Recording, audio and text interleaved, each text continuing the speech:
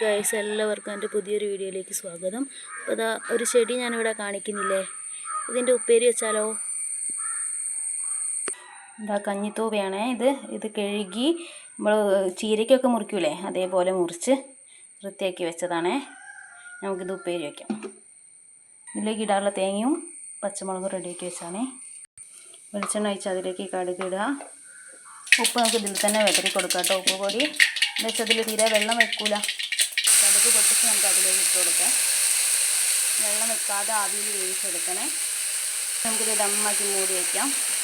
ഇത് ചൊറിച്ചിലുള്ള ഇലയാണ് കേട്ടോ. മുറിക്കുമ്പം ചൊറിയാൻ സാധ്യത ഉണ്ട്, ശ്രദ്ധിച്ചൊക്കെ ചെയ്യാം.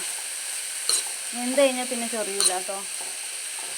ഇങ്ങനെ ഉണ്ടാക്കിയിട്ടുള്ള ഓരോന്ന് കമൻറ്റ് ചെയ്യണേ. കണ്ടുള്ളവർക്കൊക്കെ അറിയാൻ മതിയാവും. ഇത് വെന്തതിന് ശേഷം നമുക്ക് തേങ്ങയും പച്ചമുളകും അതിലിട്ടു. ഇതിൽ നിന്ന് തന്നെ ഒരു വെള്ളം ഊറി വരും കേട്ടോ ഗൈസ്.